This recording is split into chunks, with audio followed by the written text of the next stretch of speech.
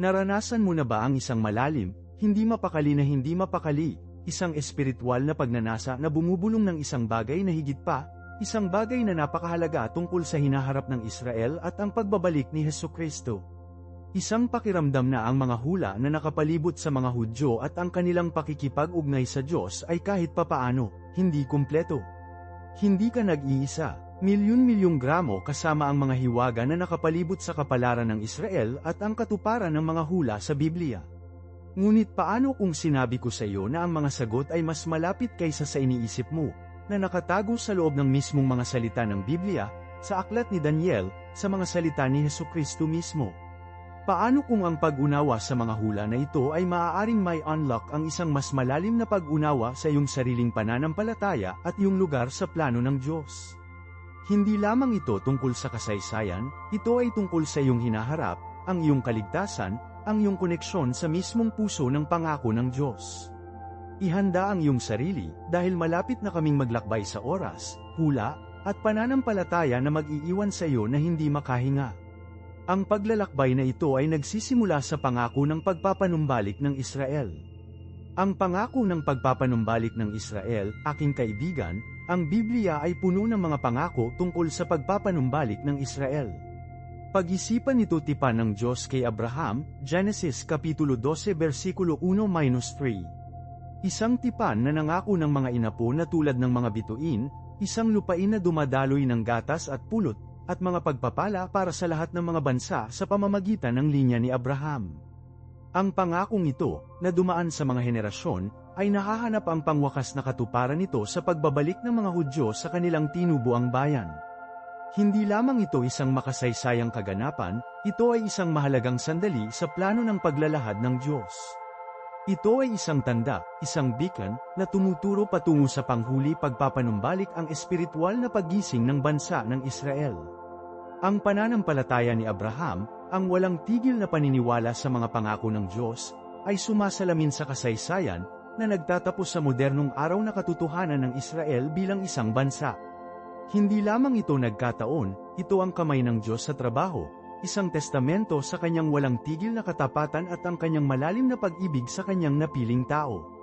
Ang pagpapanumbalik na ito, gayunpaman, ay hindi lamang pisikal, espiritual din ito, na humahantong sa amin sa susunod na mahalagang aspeto ng makahulang paglalakbay na ito. At iyon, ang aking kaibigan, ay ang bahagyang pagpapatigas ng puso ng Israel. Ang bahagyang pagpapatigas ng Israel, kailangan nating maunawaan na sa buong kasaysayan, ang mga Hudyo ay, sa malaking bahagi, ay tinanggihan si Hesukristo bilang Mesiyas. Ang Roma Kapitulo 11 versikulo 25 ay nagsasalita tungkol sa bahagyang hardening, isang pansamantalang pagkabulag sa katotohanan. Hindi ito isang pagkondena, ito ay isang misteryo, isang bahagi ng plano ng Diyos, na dapat nating lapitan ng may pagpapakumbaba at pag-unawa. Isaalang-alang ito si Jesus mismo ang umiyak sa Jerusalem, Lucas Kapitulo 19 versikulo 41-44, na hinihinala ang kanilang pagtanggi sa kanya. Ang pagtanggi na ito, gayunpaman, ay hindi ganap. Ito ay isang pansamantalang belo, isang espiritual na pagkabulag na sa kalaunan ay itataas. Sinasabi sa atin ng Biblia na ang hardening na ito ay tatagal hanggang sa kapunuan ng mga hentil. Dinala ito sa amin sa isa pang mahahalagang bahagi ng makahulang puzzle na ito. Ang kapunuan ng mga hentil, ang pansamantalang pagkabulag ng Israel ay nagsilbi ng isang banal na layunin, pinayagan nito ang ebanghelyo ni Hesukristo na kumalat sa mga hentil. Habang ang Israel ay nasa panahon ng pagkabulag sa espiritual, ang mabuting balita ng kaligtasan ay umabot sa mga bansa. Hindi ito kapalit ng pangako ng Diyos sa Israel, sa halip ito ay isang pagpapalawak ng kanyang biyaya upang mapaloob ang lahat ng sangkatauhan. Ang mga Gawa Kapitulo 13 versikulo 46-47 ay nagsasalita tungkol sa ministeryo ni Pablo, kung saan una niyang hinarap ang mga Hudyo, ngunit nang tanggihan nila ang mensahe, lumingon siya sa mga hentil. Ito ay isang kamanghamanghang pagpapakita ng pagiging inclusivity ng Diyos at universal na pag-ibig. Ang pagtitipon ng mga hentil sa katawan ni Kristo ay isang makabuluhang kaganapan, na humahantong sa isang mahalagang punto ng pag-on para sa Israel. Ang kapunuan ng mga hentil, ang kanilang pagpasok sa pananampalataya, ay masalimuot na pinagtagpi sa plano ng Diyos. At ang plano na ito, ang aking kaibigan, ay malapit nang haantong sa amin sa ilang napakahirap at mahahalagang katotohanan tungkol sa pagdating ng Antikristo. Ang pagdating ng Antikristo, ang kapunuan ng mga hentil ay hindi minarkahan ng pagtatapos ng plano ng Diyos, ito ay isang prelude sa isang panahon ng hindi pa naganap na pagdurusa. Ang panahong ito ay inilahad sa buong banal na kasulatan, na nagtatapos sa pagdating ng Antikristo, isang figura ng napakalawak na panlilinlang at kapangyarihan.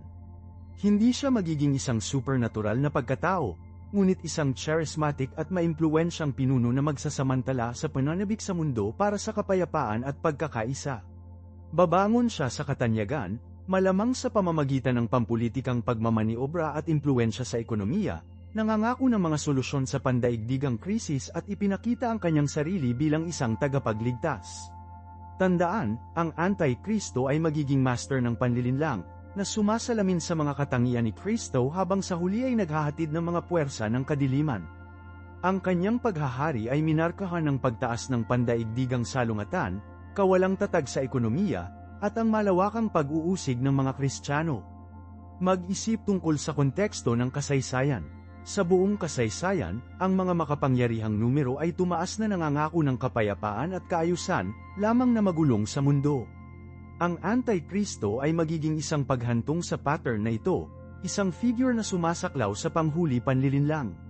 Malamang pagsamantalahan niya ang mga pagsulong sa teknolohiya, gamit ang sopistikadong propaganda at mga mekanismo ng kontrol upang manipulahin ang mga pandaigdigang populasyon. Nakikita natin ang mga pahiwatig nito sa pagtaas ng kapangyarihan ng mga teknolohiya ng pagsubaybay at ang pagkalat ng maling impormasyon. Ang pagtaas ng Antikristo ay hindi biglaang, ito ay magiging isang unti-unting proseso, isang banayad na paglusot sa tela ng lipunan. Malamang magsisimula siya sa pamamagitan ng subtly na nagpapabagal sa mga itinatag na institusyon, nagtataguyod ng mga ideolohiya na sumasalungat sa mga prinsipyo ng Biblia, at unti-unting pagsasama-sama ng kapangyarihan. Ang kanyang panlilinlang ay magiging nakakumbinsi na marami, maging ang mga nagsasabing mga tagasunod ni Kristo, ay misled. Itinampok nito ang kahalagahan ng espiritual na pag-unawa at isang malalim na pag-unawa sa banal na kasulatan. Dapat tayong maging mapagbantay, makilala ang katotohanan mula sa kasinungalingan. Nagbabalaan sa amin ang Biblia tungkol sa mapanlinlang na kalikasan ng Antikristo, na hinihimok tayo na maging handa sa kanyang pagdating. Dalawa ang mga taga-Tesalonica 2:3-12 ay nagbibigay ng isang detalyadong paglalarawan ng mga kaganapan bago ang kanyang hitsura, na itinampok ang pagtalikod, ang tao ng kawalan ng batas, at ang misteryo ng kasamaan. Ang talatang ito ay binibigyang diin ang kahalagahan ng pananatiling nakaugat sa pananampalataya at hindi pinalitan ng mapanlinlang na mga turo. Ang pagtaas ng Antikristo ay magiging isang panahon ng matinding digmaang espiritual, isang labanan sa pagitan ng mabuti at masama, katotohanan at kasinungalingan. Mangangailangan ito ng walang tigil na pananampalataya, lakas ng loob, at isang pag-asa sa banal na espiritu upang mag-navigate sa mga taksil na oras na ito. Ang panahon na humahantong hanggang sa panahon ng paghahari ng Antikristo ay isang oras ng hindi pa naganap na pagsubok para sa mga mananampalataya, isang oras na iiwalay ang tunay na pekeng. Ang pagdating ng Antikristo ay hindi isang bagay na kinatakutan sa pagpaparalisa ng takot, ngunit sa halip ay isang bagay na maiintindihan, handa para sa, at sa huli ay pagtagumpayan sa pamamagitan ng pananampalataya kay Kristo. Tandaan, ipinangako ng Biblia na babalik si Kristo upang talunin ang Antikristo at maitaguyod ang kanyang walang hanggang kaharian. Ang pagtaas ng kapangyarihan ng Antikristo ay hindi isang biglaang kudeta, isang dramatikong pag-agaw ng kontrol. Sa halip, larawan ng isang mabagal, hindi mapaniniwalaan na kilabot, isang banayad na pagguho ng kalayaan na nakabalot sa pag-unlad ng pag-unlad. Maaaring maipakita niya sa una ang kanyang sarili bilang isang pinuno ng charismatic mundo, isang tagapamayapa, isang solver na may problema. Mag-isip ng isang figure na dalubhasa na gumagamit ng social media, na gumawa ng isang maingat na created na imahe, na nagpapalaganap ng maingat na ginawa ng salaysay na idinisenyo upang mag-apela sa pinakamalalim na hangarin ng masa, seguridad, kasaganaan, pagkakaisa. Sasamantalahan niya ang umiiral na mga dibisyon ng lipunan, naglalaro sa mga takot at pagkiling, nangangako ng mga solusyon sa matagal na mga salungatan. Isaalang-alang ang potensyal para sa isang pandaigdigang krisis, isang nagwawasak na pandemya, isang sakuna na kaganapan sa kapaligiran, o isang pangunahing pagbagsak ng ekonomiya upang magsilbing catalysta sa kanyang pag-akyat. Matapos ang naturang kaguluhan, ang mga tao ay magnanais ng pagkakasunod-sunod, isang malakas na kamay upang gabayan sila sa kaguluhan. Dito siya pumapasok na nag-aalok ng tila makahimalang mga solusyon. Ang kanyang kasanayan sa teknolohiya ay magiging pinakamahalaga. Isipin ang mga sopistikadong sistema ng pagsubaybay sa AI-driven, walang putol na isinama sa pang-araw-araw na buhay, na nag-aalok ng kaginhawaan habang sabay na sumisira sa privacy. Maaaring kontrolin niya ang salaysay sa pamamagitan ng mga advanced na algorithm na manipulahin ang mga daloy ng impormasyon, tinitiyak lamang na naaprubahan ang nilalaman na umabot sa publiko. Isipin ang potensyal para sa mga deepfakes at synthetic media, na lumabo ang mga linya sa pagitan ng katotohanan at kathang-isip, na imposible na makilala ang katotohanan mula sa kasinungalingan. Ang mismong tela ng katotohanan ay maaaring manipulahin, na lumilikha ng isang mundo kung saan ang pagdududa at kawalan ng katiyakan ay naghahari ng kataas-taasang. Ang kontrol na ito ay umaabot sa kabila ng digital na kaharian. Maaaring kontrolin niya ang pag-access sa mga mahahalagang mapagkukunan, na lumilikha ng isang sistema ng pag-asa kung saan ang mga tao ay umaasa sa kanyang kabutihan para mabuhay. Ang sistemang pang-ekonomiya ay maaaring ma-raise up sa kanyang kalamangan, na may mga cryptocurrencies at digital na pagkakakilanlan na naglalaro ng isang mahalagang papel sa kanyang mga mekanismo ng kontrol. Maaaring mag-usisa siya sa isang bagong pagkakasunod-sunod ng mundo, isang pandaigdigang sistema ng pamamahala na subtly ay nagpapabagabag sa pambansang soberanya habang ipinapakita ang sarili bilang isang landas sa pangmatagalang kapayapaan at kasaganaan. Ang kanyang mga patakaran sa relihiyon ay maaaring lumitaw na mapagparaya sa una, isang facade na maskang isang makasalanang agenda upang sugpuin ang tunay na pananampalataya. Maaari pa niyang samantalahin ang mga sentimento sa relihiyon, na ipinakita ang kanyang sarili bilang isang mesiyas na figura, isang napiling isa na nakalaan upang makasama sa isang bagong panahon ng espiritual na paliwanag, isang sinasadyang pagbabagsak ng tunay na pananampalataya.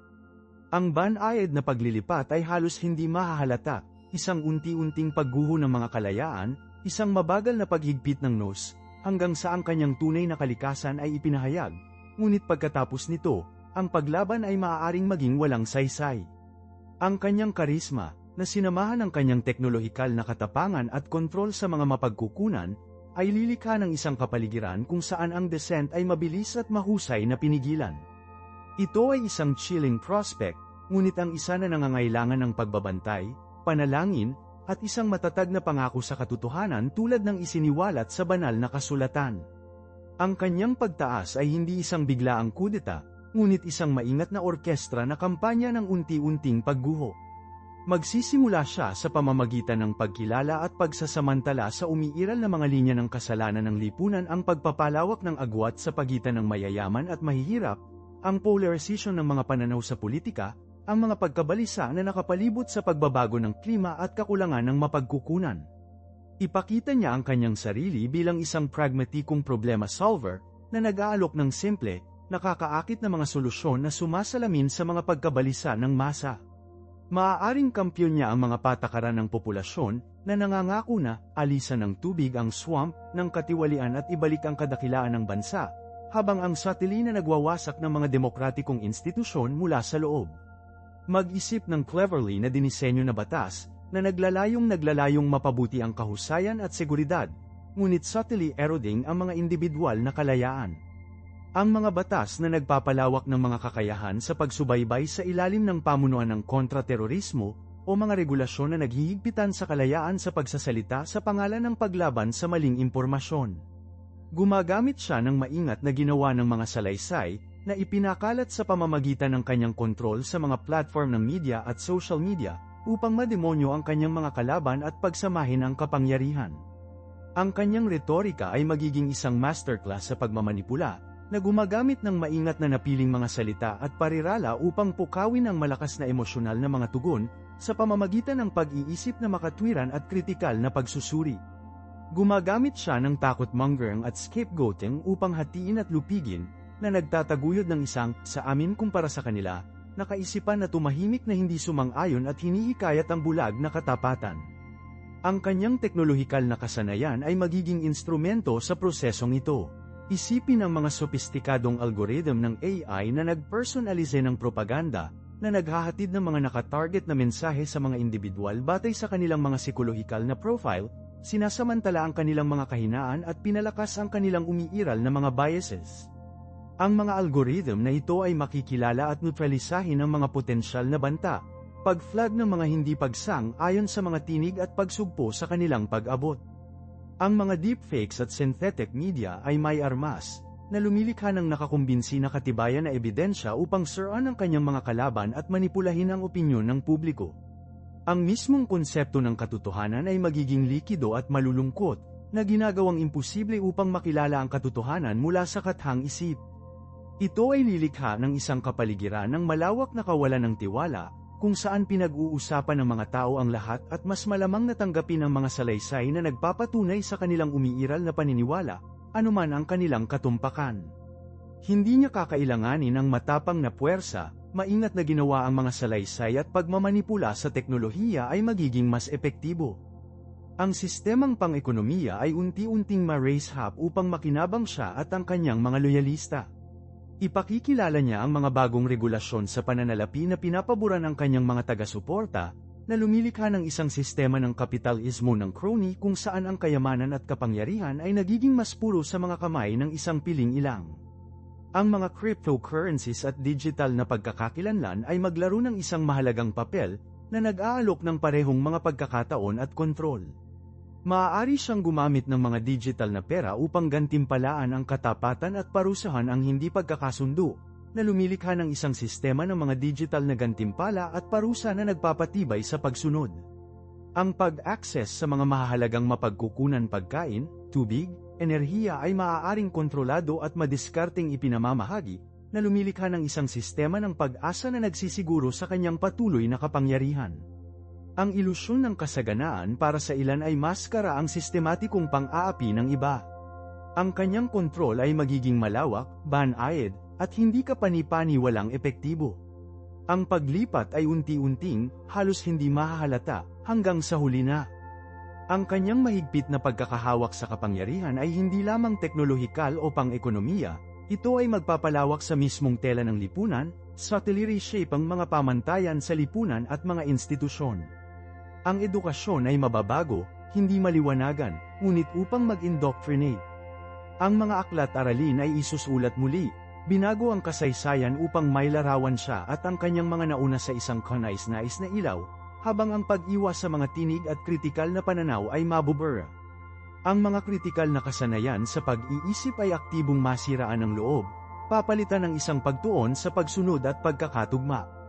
Ang sining ay may sensor, na may mga gawa lamang na pinuri ang kanyang rehimen o sumunod sa mahigpit na tinukoy na mga pamantayang estetik na pinapayagan na umunlad. Ang mga independyenteng artista at nag-iisip ay mahahanap ang kanilang sarili na marginalized, ang kanilang trabaho ay pinigilan o kinutya. Ang relihiyon ay magiging instrumentalized, kasama ang mga pinuno ng relihiyon alinman sa co-opted o papalitan ng mga nangaral ng isang doktrina ng hindi pagtatanong ng katapatan sa rehimen. Ang mga umiiral na institusyong pangrelihiyon ay subtly reshaped upang maipakita ang ideolohiya ng pinuno, maingat na nakarate ang kanilang mga mensahe upang mapalakas ang umiiral na istruktura ng kuryente. Ang mga pinuno ng espiritual ay magiging conduits para sa propaganda ng rehimen, nangangaral ng pagsunod at pag-iingat sa pangalan ng isang mas mataas na kapangyarihan, na lumabo ang mga linya sa pagitan ng pananampalataya at kontrol sa politika. Ang pag-aalsa ng mga pangkat ng relihiyon ay haharapin ng pag-uusig, ang kanilang mga tinig ay pinatahimik sa pamamagitan ng pananakot, pagkabilanggo, o kahit na pag-aalis. Ang legal na sistema ay manipulahin upang maglingkod sa kanyang mga interes. Ang mga hukom ay hihirangin batay sa kanilang katapatan, at ang mga batas ay gagawa ng kriminal na hindi pagkakasundo at katahimikan ang pagsalungat. Ang angkop na proseso ay mabura, papalitan ng mga di makatwirang pag-aresto at magpakita ng mga pagsubok. Ang konsepto ng hustisya ay maiiwasan, kasama ang pinuno ng anumang paniwala ng pagiging patas o kawalang katarungan. Ang mga independenteng abogado at mamamahayag na nang ahas na hamanin ang rehimen ay mabilis na makitungo, nawasak ang kanilang mga karera, pinagbantaan ang kanilang mga reputasyon. Ang takot ay magiging isang malakas na tool na tinitiyak na kakaunti ang maglakas loob na magsalita laban sa lalong mapang-api na sistema.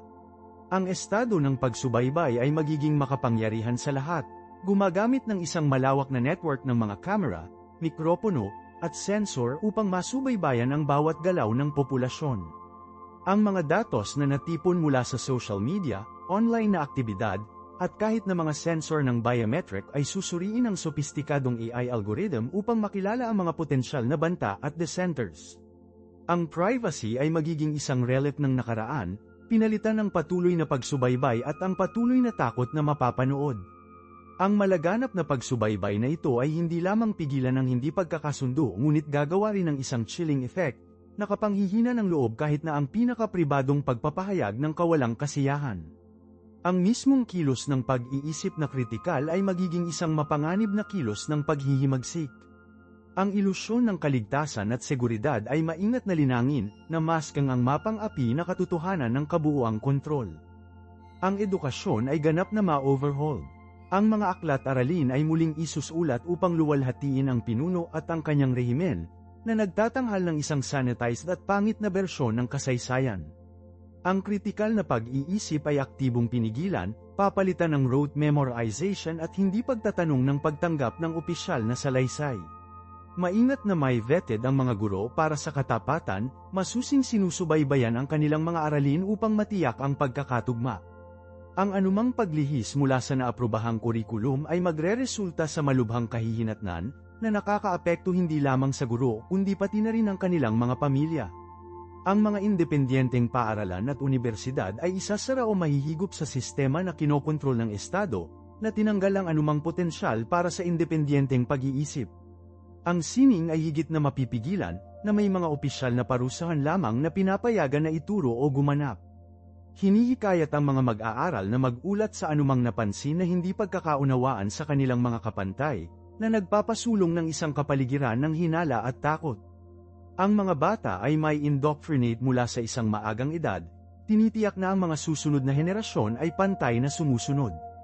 Ang mga kaganapan sa palakasan ay gagamitin bilang isang tool para sa pagpapakilos ng masa, pagbabago ng mga laro sa pagpapakita ng pambansang pagkakaisa at katapatan. Ang mga atleta ay inaasahan na ay endorso ng publiko ang rehimen at ang anumang hindi pagkakaunawaan ay matugunan ng mabilis na parusa.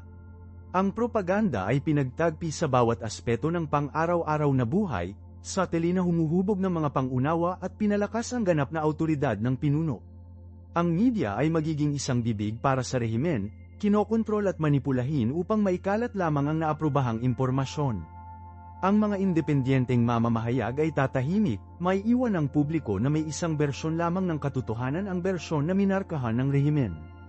Ang mismong paniwala ng layunin na katotohanan ay mapapabagsak, papalitan ng isang likido at patuloy na paglilipat ng katotohanan na tinukoy lamang ng kalooban ng pinuno. Kahit na tila walang sala na mga aspeto ng buhay, tulad ng mga aktibidad sa libangan at paglilibang, ay maingat na makokontrol, na may anumang paglihis mula sa mga naaprobahang pamantayan na sinalubong ng hinala at pagbabayad. Ang layunin ay upang lumikha ng isang lipunan kung saan ang pagsang-ayon ay hindi lamang inaasahan, ngunit mahalaga para mabuhay. Ang ekonomiya ay mapaplano sa gitna, na may mga mapagkukunan na inilalaan sa mga proyekto na nagsilbi sa interes ng rehimen. Ang pribadong negosyo ay malubhang limitado, kung hindi ganap na tinanggal. Ang mga independenteng negosyo ay mapipilitang sumunod sa mga kahilingan ng rehimen o pagsasara ng mukha. Ang kahirapan sa ekonomiya ay gagamitin bilang isang tool upang mapanatili ang kontrol, pagpilit sa mga mamamayan na umasa sa Estado para sa kanilang kaligtasan. Ito ay magsasagawa ng isang klima ng pag-asa at higit na hindi masiraan ng loob. Ang pamamahagi ng mga mahahalagang kalakal at serbisyo ay manipulahin upang gantimpalaan ang katapatan at parusahan ang oposisyon. Ang isang sistema ng mga gantimpala at parusa ay ipatutupad, karagdagang pagpapatibay ng kapangyarihan at kontrol ng rehimen. Ang ilusyon ng katatagan ng ekonomiya at kasaganaan ay maingat na mapanatili, maskang ang pinagbabatayan na pang-aapi at hindi pagkakapantay-pantay sa ekonomiya. Ang malaganap na kontrol na ito ay mapapalawak kahit na ang pinakamatalik na aspeto ng buhay.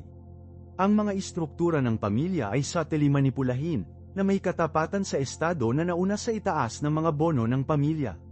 Hinihikayat ang mga bata na mag-ulat sa mga aktibidad ng kanilang mga magulang, na lumilikha ng isang kapaligiran ng kawalan ng tiwala at takot sa loob ng bahay.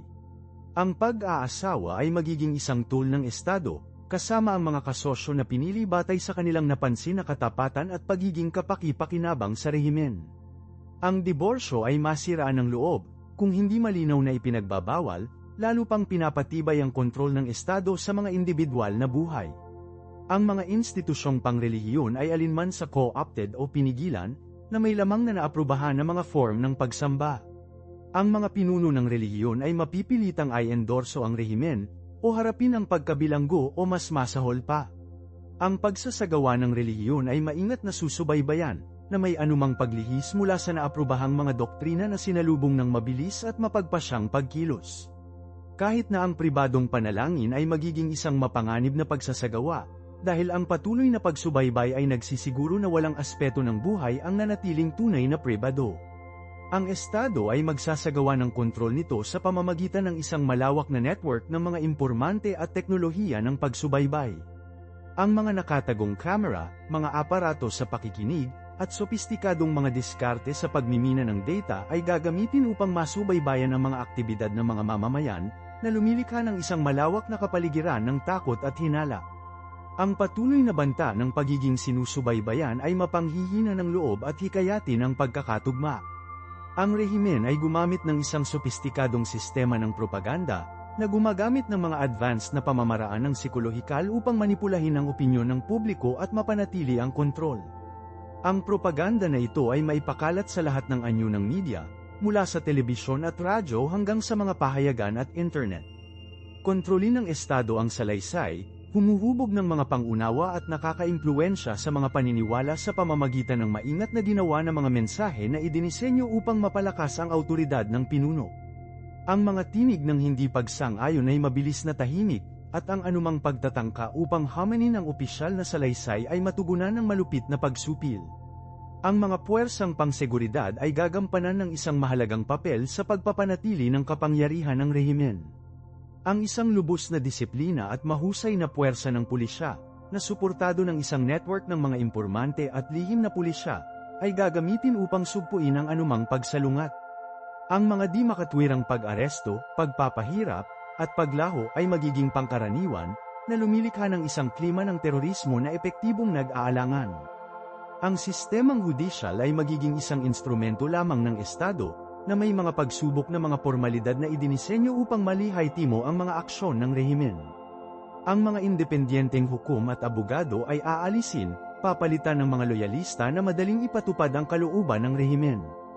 Ang sistema ng bilangguan ay gagamitin upang takutin at parusahan ang mga nang-ahas na hamanin ang awtoridad ng estado. Ang mga kondisyon sa loob ng mga bilangguan ay magiging brutal, na may pagpapahirap, gutom, at iba pang mga anyo ng pang-aabuso na pangkaraniwan. Ang banta ng pagkabilanggo ay isang palaging paalala ng kapangyarihan ng rehimen at ang pagpayag na gumamit ng lakas upang mapanatili ang kontrol.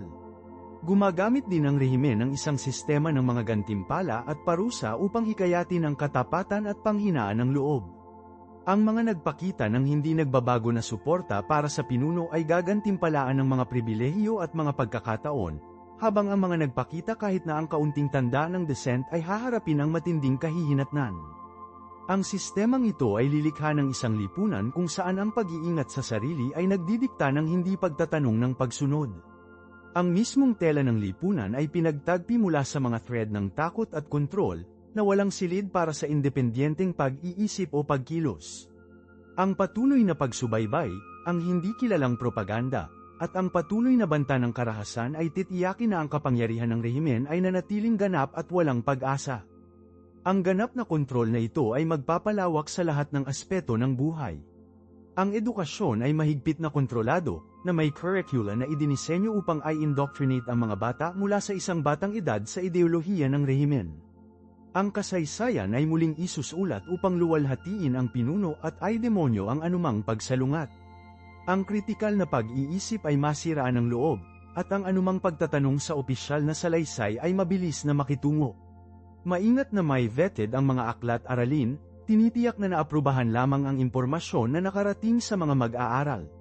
Ang mga guro ay masusubaybayan, at ang anumang paglihis mula sa iniresetang kurikulum ay magreresulta sa matinding parusa. Ang sining ay magkatulad na kontrolado, kasama ang mga artista at manunulat na pinilit na gumawa ng mga gawa na niluwalhati ang rehimen at pinuno nito. Ang anumang anyo ng artistikong ekspresyon na hinamon ng opisyal na salaysay ay pipigilan.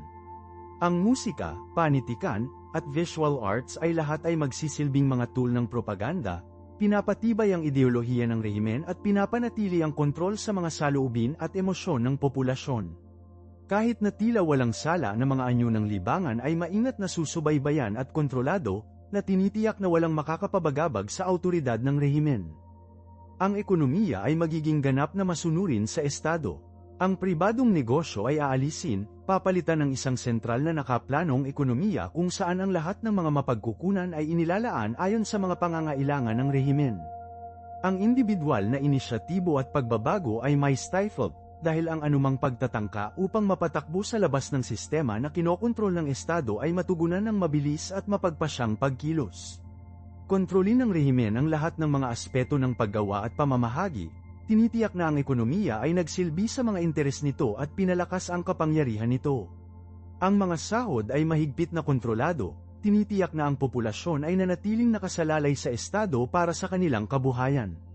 Ang anumang akumulasyon ng kayamanan sa labas ng sistema na kinokontrol ng estado ay titingnan bilang isang banta at pakikitungo ng naaayon.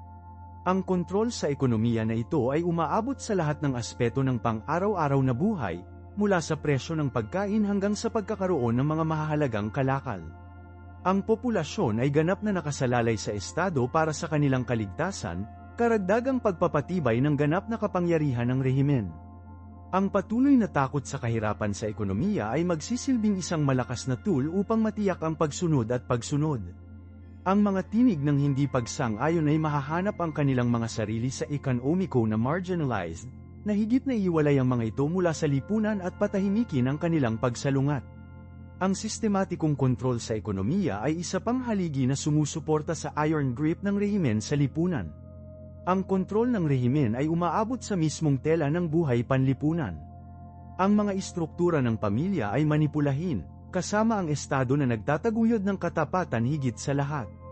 Ang mga tradisyonal na unit ng pamilya ay maaaring ma-dismantled at mapalitan ng mga kolektibong pag-aayos ng pamumuhay, pagpapalakas ng pag-asa sa estado at pagpapahina ng mga bono ng pamilya na maaaring magsilbing batayan para sa hindi pagkakaunawaan. Ang mga bata ay mahihiwalay sa kanilang mga magulang para sa mga panahon ng indoctrination, lalo pang pinalakas ang pagkakahawak ng rehimen sa kanilang isipan. Mahigpit na makokontrol ang pag-aasawa, kasama ang mga kasosyo na napili batay sa katapatan at pagkakatugma sa mga mithiin ng rehimen. Ang diborsyo ay mabibigat na limitado, na tinitiyak ang katatagan ng mga unyon na tinutulungan ng estado. Kahit na tila mga pribadong bagay tulad ng pag-aalaga ng bata at personal na relasyon ay sasailalim sa pagsubaybay at regulasyon ng estado. Ang mga impormante, na naka-embed sa loob ng mga komunidad, ay mag-uulat ng anumang paglihis mula sa mga katanggap-tanggap na pamantayan sa lipunan, na tinitiyak na kahit na ang pagbulong ng dissent ay mabilis na nakilala at pinarusahan. Ang mga institusyong pangrelihiyon ay alinman sa co-opted o matanggal ng buo. Mga templo, simbahan, moske lahat ay magiging mga instrumento ng propaganda ng estado, na nagpapalaganap ng ideolohiya ng rehimen sa ilalim ng pamunuan ng pagtuturo sa relihiyon. Ang mga klero ay maingat na ma-vetted, sinusubaybayan ng kanilang mga sermon, at anumang pagpapahayag ng independenteng pag-iisip o paniniwala na mabilis na pinigilan. Ang mga gawi sa relihiyon ay may standardize at mahigpit na kinokontrol, kasama ang estado na nagdidikta ng mga katanggap-tanggap na anyo ng pagsamba at paniniwala. Ang mga kumapit sa independenteng pananampalataya ay haharapin ng pag-uusig, ang kanilang mga paniniwala na itinuturing na subversive at mapanganib sa awtoridad ng rehimen. Hinahangad ng estado na palitan ang pananampalataya ng hindi pagtatanong ng katapatan sa pinuno at rehimen, na ipinakita ang sarili bilang pangwakas na mapagkukunan ng katotohanan at kaligtasan. Ang anumang independenteng espiritual na kasanayan ay mabubura, may iwan lamang ang bersyon ng pananampalataya ng Estado. Ang malawak na pagsubaybay ay magiging makapangyarihan sa lahat, isang palaging paalala ng kapangyarihan ng rehimen. Ang mga nakatagong kamera, mikropono, at impormante ay nasa lahat ng dako, sinusubaybayan ang bawat pag-uusap, bawat pakikipag-ugnay.